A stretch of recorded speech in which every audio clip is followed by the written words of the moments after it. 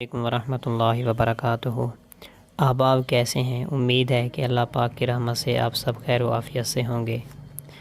تو آج کی اس ویڈیو کے اندر سورۃ الماعون کا لفظی اور بامحاورہ ترجمہ بیان کریں گے، اور اس کے اندر اللہ پاک نے 6 چیزوں کی مذمت بیان کی ہے، ان چیزوں کی بھی وضاحت کریں گے۔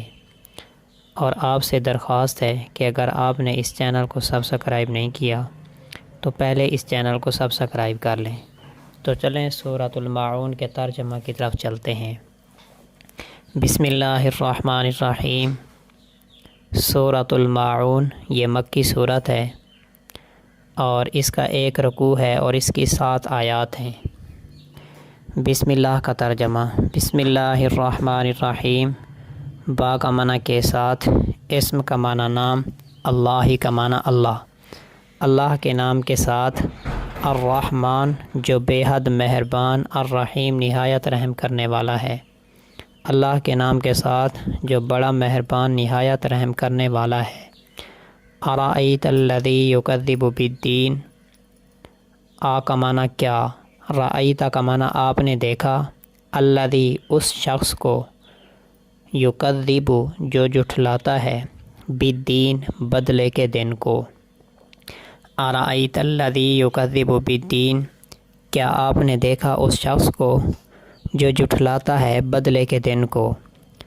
فذلک الذی یدع الیتیم۔ فا کا معنی پس، ذالک کا معنی یہ، الذی وہ شخص ہے، یدع جو دھکے دیتا ہے، الیتیم یتیم کو۔ فذلک الذی یدع الیتیم، پس یہ وہ شخص ہے جو دھکے دیتا ہے یتیم کو۔ ولا یحض علی طعام المسکین۔ واو کا معنی اور، لا کا معنی نہیں، یحض کا معنی ترغیب دیتا، علی کا معنی پر، طعام کا معنی کھانا، مسکین کا معنی مسکین، اور وہ نہیں ترغیب دیتا مسکین کو کھانا کھلانے پر۔ فویل للمصلین۔ فا کا معنی پس، ویل کا معنی ہلاکت ہے، للمصلین پہلے لام کا معنی کے لیے، المصلین کا معنی نمازیوں، پس ہلاکت ہے نمازیوں کے لیے۔ الذین هم عن صلاتهم ساہون۔ الذین وہ، ہم نمازی، الذین هم وہ نمازی، عن کا معنی سے، صلات کا معنی صلات، ہم کا معنی اپنی، وہ نمازی جو اپنی نمازوں سے ساہون غافل ہیں۔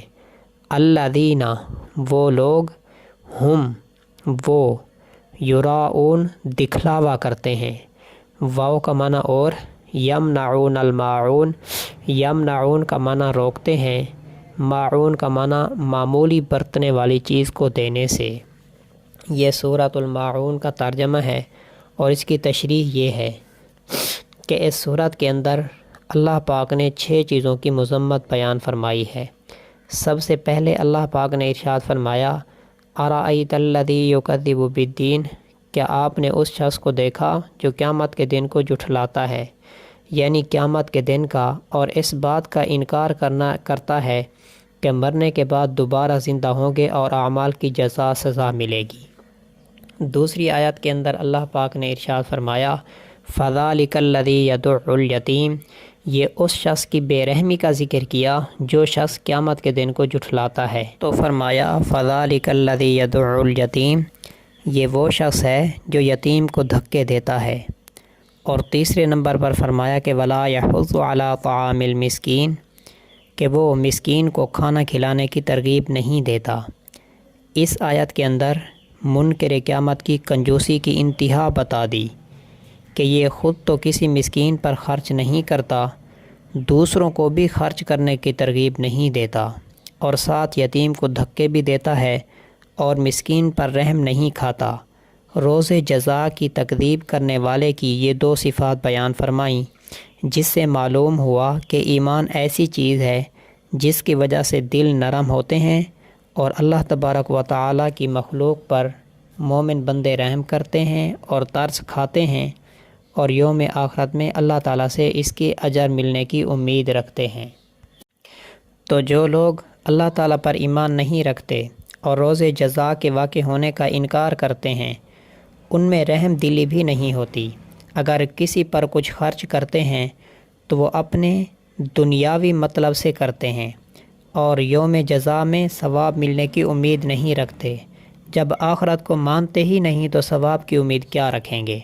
سورۃ الحاقہ کے اندر کافروں کا عذاب بتانے کے بعد اللہ پاک نے ارشاد فرمایا کہ انہ کان لا یؤمن باللہ العظیم ولا یحض علی طعام المسکین۔ ترجمہ: بے شک وہ اللہ پر ایمان نہیں رکھتے اور مسکین کے کھانے کی ترغیب نہیں دیتے۔ منکر قیامت کی بعض صفات بیان کرنے کے بعد ان لوگوں کی صفات بیان فرمائی جو ایمان کا دعویٰ کرتے ہیں مگر اپنے دعوے کے مطابق عمل نہیں کرتے۔ ان میں وہ لوگ بھی شامل ہیں جو منافق ہیں، اور وہ لوگ بھی شامل ہیں جو ملت اسلامیہ سے تو خارج نہیں لیکن اعمال کے اعتبار سے ان کا طرز زندگی اوامر اسلامیہ کے خلاف ہے۔ چنانچہ اللہ پاک نے ارشاد فرمایا کہ فویل للمصلین الذین ھم عن صلاتہم ساہون۔ ایسے نمازیوں کے لیے ہلاکت ہے جو اپنی نمازوں کو بھلا دینے والے ہیں۔ یہ پہلی صفت ہوئی۔ الذین ھم یراؤون، جو دکھلاوا کرتے ہیں، یہ دوسری صفت ہوئی۔ ویمنعون الماعون، اور معمولی چیز کو دینے سے منع کرتے ہیں، یہ تیسری صفت بیان ہوئی۔ پہلی صفت میں یہ بیان کیا کہ کہنے کو تو نمازی ہیں لیکن نماز سے غفلت برتتے ہیں۔ یہ لفظ ان لوگوں کو بھی شامل ہے جو نماز کو بالکل پڑھتے ہی نہیں، اور ان لوگوں کو بھی شامل ہے جو وقت سے نا وقت کر کے پڑھتے ہیں، اور ان لوگوں کو بھی شامل ہے جو نماز کو اس کے ارکان اور شرائط کے مطابق نہیں ادا کرتے، اور یہ لفظ ان لوگوں کو بھی شامل ہے جو خشوع خضوع کی طرف دھیان نہیں دیتے اور اس کے معنی میں غور نہیں کرتے۔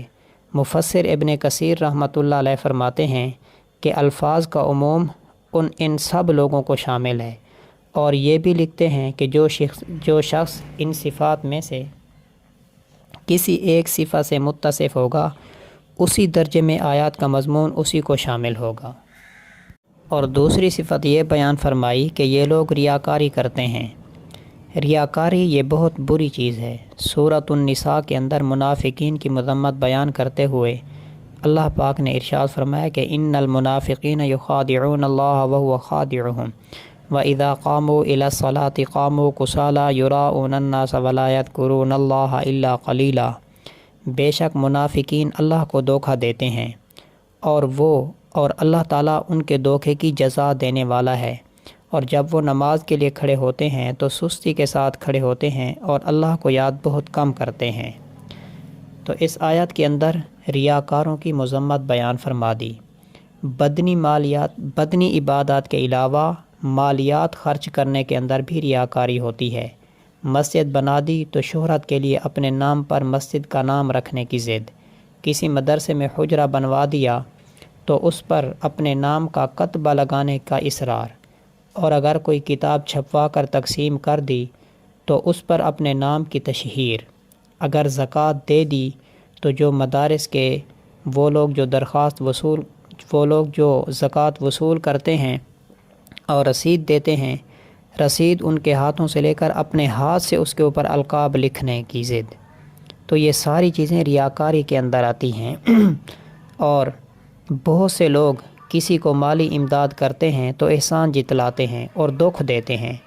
سورۃ البقرہ کے اندر اللہ پاک نے ارشاد فرمایا یا ایھا الذین آمنوا لا تبطلوا صدقاتکم بالمن والاذی کالذی ينفق مالہ رئاء الناس ولا یؤمن باللہ والیوم الآخر۔ اے ایمان والو، اپنے صدقات کو احسان دھر کے ایذا پہنچا کے باطل نہ کرو، اس شخص کی طرح جو لوگوں کو دکھلانے کے لیے خرچ کرتا ہے اور یوم آخرت پر ایمان نہیں رکھتا۔ یہ ایک بہت اہم بات جو یاد رکھنے کے قابل ہے۔ یاد رکھیں کہ اللہ نے جو عبادت کی توفیق دی، اس سے دل میں مسرت اور خوشی کا آ جانا یہ ریاکاری نہیں، اور لوگوں کے سامنے عمل کرنے کا نام بھی ریاکاری نہیں۔ ریاکاری یہ ہے کہ لوگوں کو معتقد بنانے اور شہرت کا اور جاہ کا ارادہ ہو۔ صفت بیان کرتے ہوئے ارشاد فرمایا وَيَمْنَعُونَ الْمَاعُونَ، کہ یہ ماعون سے روکتے ہیں۔ معون کے بارے میں مفسر ابن کثیر نے مختلف اقوال نقل کیے ہیں۔ سب کا خلاصہ یہ ہے کہ جو چیز استعمال سے نہ بڑھتی ہے اور نہ گھٹتی ہے، نہ بدلتی ہے، نہ خراب ہوتی ہے، اس کے دینے میں کنجوسی کرنا یہ معون سے روکنا ہے۔ حضرت عبداللہ بن مسعود رضی اللہ تعالی عنہ سے دریافت کیا گیا کہ معون کیا چیز ہے؟ انہوں نے فرمایا کہ یہ جو لوگ آپس میں مانگنے کے طور پر دے دیتے ہیں، جیسے ہتھوڑا، ہانڈی، ڈول، ترازو اور اس طرح کی چیزیں، یہ معون ہیں۔ لہذا اگر کوئی بندہ یہ چیزیں مانگتا ہے تو ان چیزوں کے دینے کے اندر کنجوسی نہیں بلکہ یہ چیزیں دے دینی چاہیے۔ حضرت ابن عباس رضی اللہ تعالی عنہ سے دریافت کیا گیا کہ معون کیا چیز ہے؟ انہوں نے فرمایا کہ متاع البیت، یعنی گھر کا استعمال کا جو سامان ہے، عام طور پر چھوٹا چھوٹا، وہ معون کے اندر داخل ہے۔ اور اسی طرح حضرت عائشہ صدیقہ رضی اللہ تعالی عنہا نے عرض کیا، یا رسول اللہ، معون وہ کیا چیز ہے جس کا منع کرنا حلال نہیں؟ حضور اکرم صلی اللہ علیہ وسلم نے ارشاد فرمایا کہ پانی، نمک اور آگ۔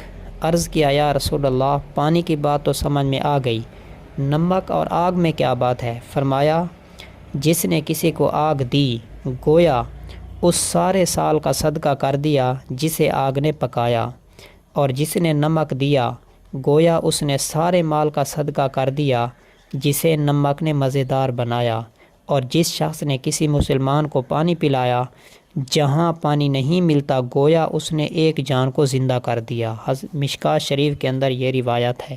اور اسی طرح حضرت ابوذر رضی اللہ تعالی عنہ سے روایت ہے کہ رسول اللہ صلی اللہ علیہ وسلم نے ارشاد فرمایا کہ اپنے بھائی کے سامنے تیرا مسکرا دینا صدقہ ہے، اور امر بالمعروف صدقہ ہے، نہی عن المنکر صدقہ ہے، جو شخص راستہ گم کیے ہوئے ہو اسے راہ بتا دینا صدقہ ہے، کسی کمزور بینائی والے کی مدد کر دینا صدقہ ہے، راستے سے پتھر، کانٹا، ہڈی ہٹا دینا صدقہ ہے، اور اپنے ڈول سے بھائی کے ڈول میں پانی ڈال دینا یہ بھی صدقہ ہے۔